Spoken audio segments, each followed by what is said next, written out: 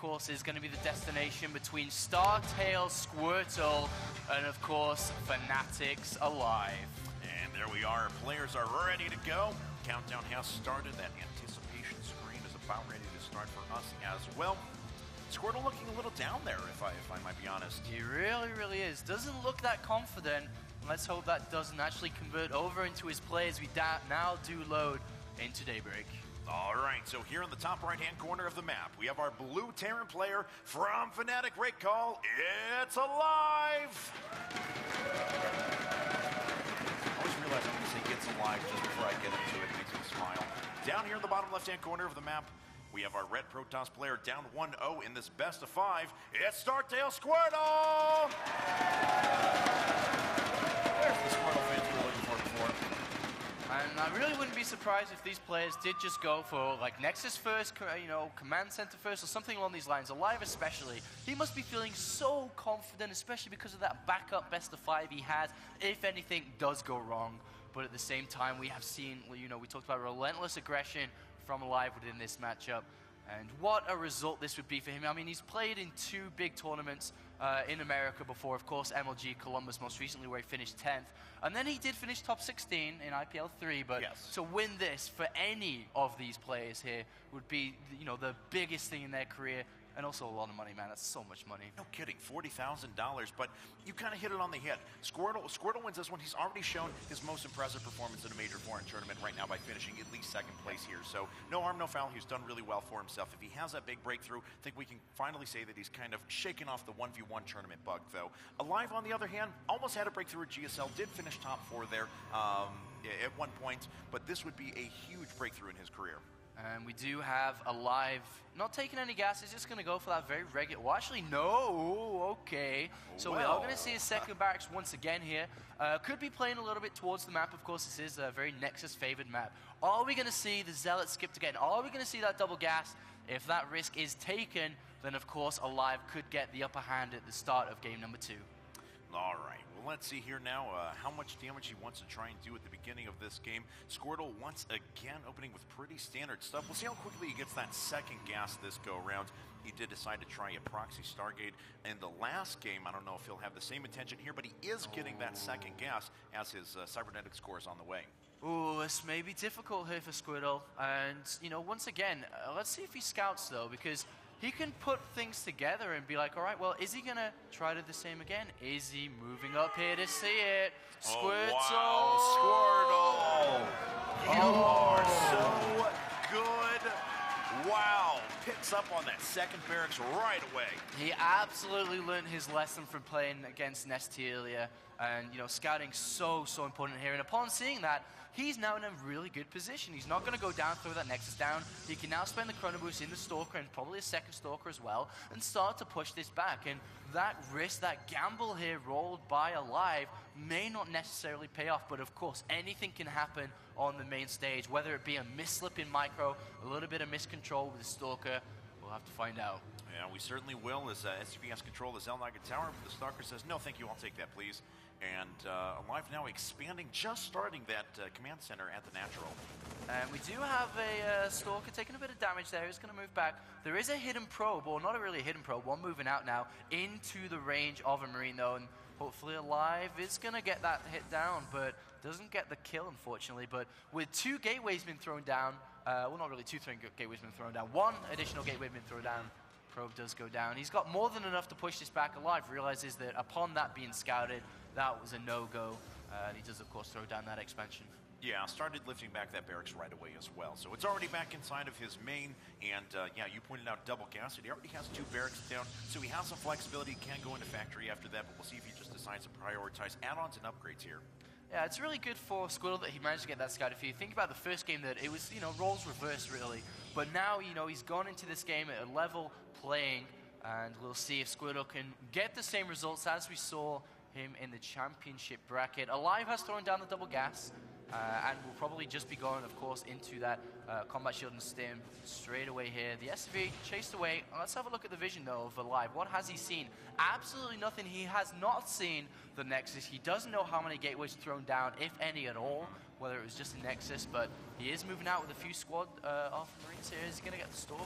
Now, it looks like the Stalker's going to get away, and aLive indeed is going after a factory. It's being constructed inside of his main, all the way on the very edge, though. Oh, he's actually opted not to get the tech lab or so on for these barracks, so straight into this factory is really, really interesting. There is a reactor coming down, and the tech lab, okay, so he's not really going to do anything with this. We do have the Marines going toe-to-toe with these Stalkers in the center. A lot of sentries there, so aLive has to be very careful not to poke up the ramp where he doesn't have any vision. 3 extra gateways being thrown down will lead us to a total of 5. Yeah. Starport, ooh, tech lab on here as well. This is getting a little bit interesting in the base of aLive. Possibility of delayed Banshees may be coming out here in a second, but those 3 extra gateways are going to be kicking in very, very soon for Squirtle. The Marines from aLive are retreating back at the moment as he adds on his 3rd gas, so he certainly has some form of high tech in mind. Yeah, I'm really interested to see what aLive's doing. He's kind of just... Manor Pro killing a Marine in the middle. This guy, look, he's going for a 2nd one, actually, maybe. This probe and Squirtle not too happy. But no, he's not going to get the 2nd one. He's just challenging Automaton's dominance over the middle of the map. But as I was saying, you know, aLive's just really teching all over the place. But hold that thought, we see additional gateways going down, so that now is a total of 7. But aLive is teching all over the place. The one key thing here is, of course, that cloak coming out. There's no robotics facility. There's nothing to detect this.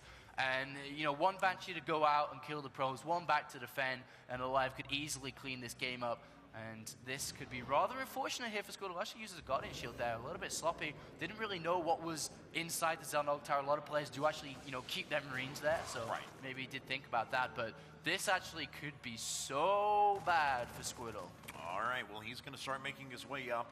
aLive, on the other hand, is just finishing up Cloak. Well, I guess it's about 60% of the way done, so the first Banshee is about to pop up. You mentioned before, no Robo, no Forge, no nothing to detect any of this, of the Cloak units that are making his way very soon.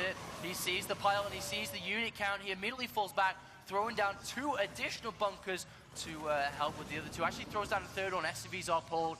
Really preparing for this. aLive knows exactly what to do here. And look at this, aLive actually just skirting this army with his cloaked Banshee, so he's going to be able to make his way down and do a ton of damage here, and there's really not much that Squirtle can do about it. Oh man, there's so many units here though for Squirtle, but the time is ticking as Cloak is now finishing.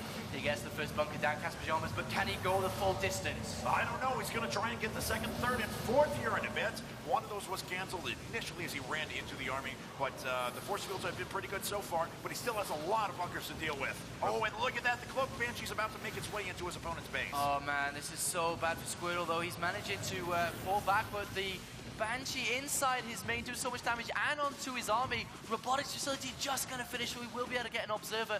Not at the latest time, but this Cloak Banshee alone defending is going to be so good in pushing this back. And even if aLive takes damage here, one Banshee inside the main base here already has 3 kills going down to the natural, but very smartly, Squirtle did pull the probes down pretty fast, and that observer is almost out.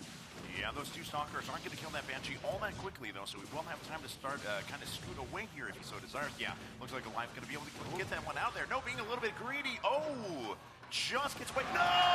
Dies! Came back, tried another shot, and that was just a little bit too much.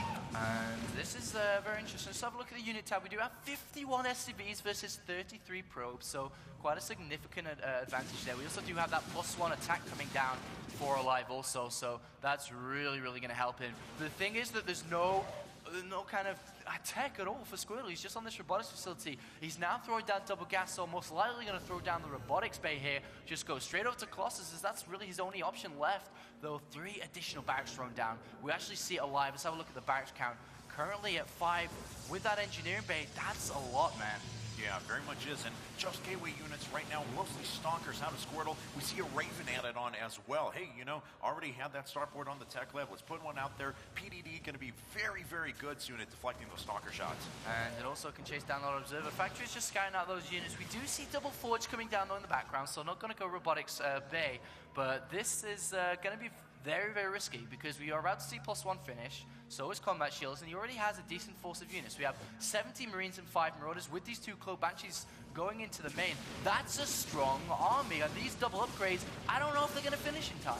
I don't know either. We'll find out. The Banshees won. Oh, very low. Both getting away just by the skin of their teeth. Few units retreating for Squirtle right now through the middle of the map. And Combat Shield's about to finish. The first medevac is out, doesn't have a reactor on it. Are we going to see aLive push out here? It would be the best decision for him to do so, especially because he knows he's at quite an advantageous position. Third command center is coming down anyway. There are the double upgrades coming. He has, you know, roughly 90 seconds or so with Chrono Boost still remaining on those upgrades, but will aLive even push out? He is actually setting up 2 drop, well, 1 drop actually, a medevac full of units going down to the main base. Yeah. But there is an observer with the Banshees there, so, I mean, he will actually get sight of this rather early. No, not really. There's already stalkers in position for the Banshees. They will serve the same purpose as well for those drops, unless Fnatic Live decides to go through the top as well. Does have quite a supply advantage right now, up by 25, up by 14 workers, finishing up that third base, as you mentioned before. And there goes the chop in, but don't really think it's going to do damage here. We do have the Twilight Cancel added on, so we can go straight into +2. 3 additional barracks in the background too, so he really does have, well, 8 barracks now in total. And the medevac is pushed away here by Squirtle. Really nice play by Squirtle. They're just anticipating, but I guess it's kind of a little bit of a mistake from aLive to try to do a drop, especially because Banshees are still around. You know, Squirtle's not going to leave his main base naked, of course, when there's Banshees around, but there's the third Nexus coming down here. So aLive is pushing across the map with that army. Let's have a look at the Protoss army. 14 Stalkers. 4 sentries, double immortals though. That's actually going to be very key in holding this, and especially those force hills have to be spectacular, as the upgrades are okay, but they're not the best at this stage of the game for Protoss.